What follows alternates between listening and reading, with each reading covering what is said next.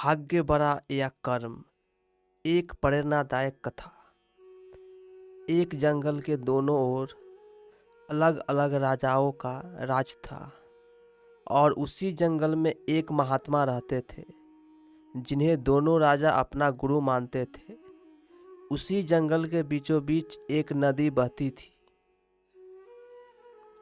अक्सर उसी नदी को लेकर दोनों राज्यों के बीच झगड़े फसाद होते रहते थे। एक बार तो बात बिगड़ते बिगड़ते युद्ध तक आ पहुंची। कोई भी राजा सुलह को तैयार नहीं था, सो युद्ध तो निश्चय ही था। दोनों राजाओं ने युद्ध से पहले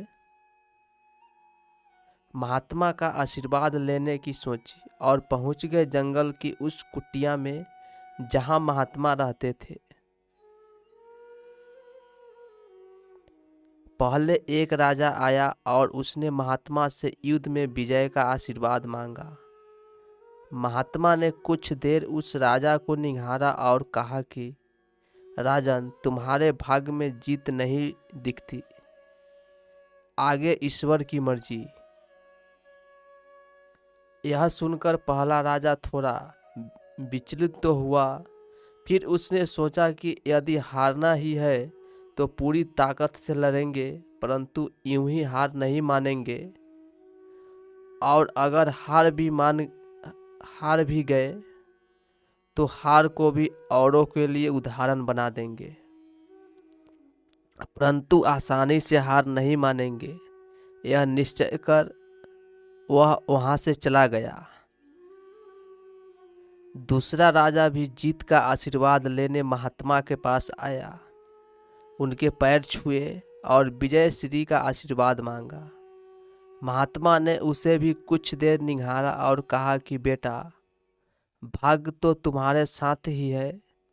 यह सुनकर राजा तो खुशी से भर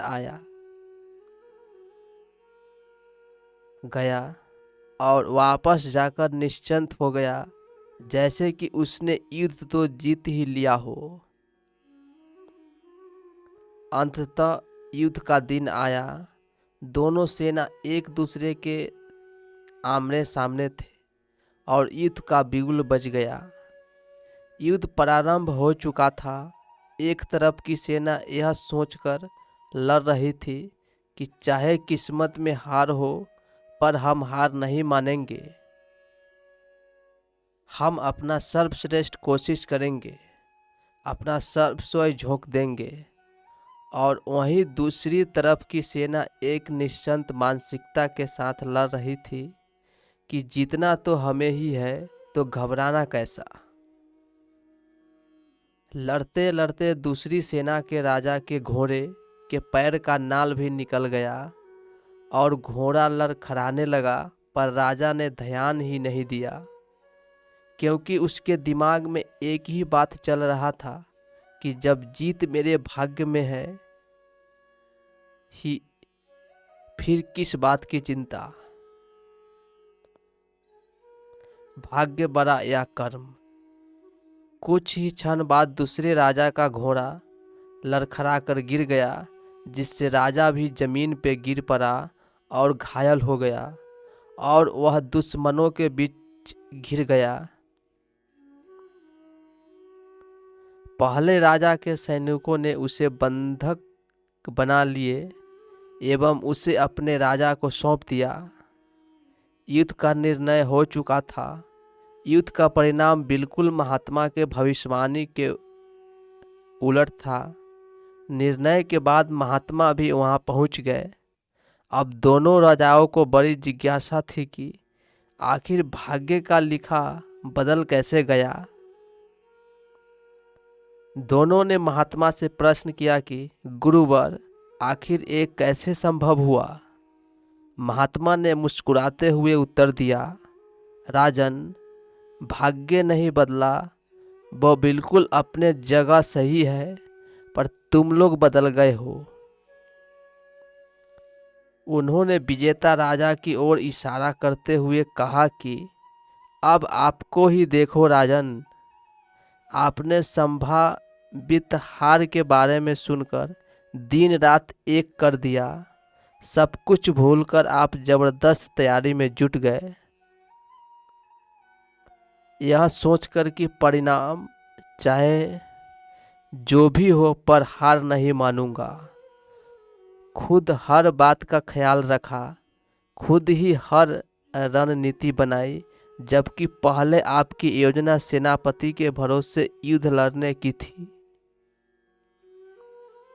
अब महात्मा ने पराजित राजा की ओर इशारा करते हुए कहा कि राजन, आपने तो युद्ध से पहले ही जीत का जश्न मनाना शुरू कर दिया था। आपने तो अपने घोड़े की नाल तक का ख्याल नहीं रखा। फिर आप इतनी बड़ी सेना को कैसे संभालते और कैसे उनको कुशल नेतृत्व देते? और हुआ वही जो होना लिखा था। भाग नहीं बदला, पर जिनके भाग में जो लिखा था उन्होंने ही अपना व्यक्तित्व बदल लिया। फिर बेचारा भाग्य क्या करता।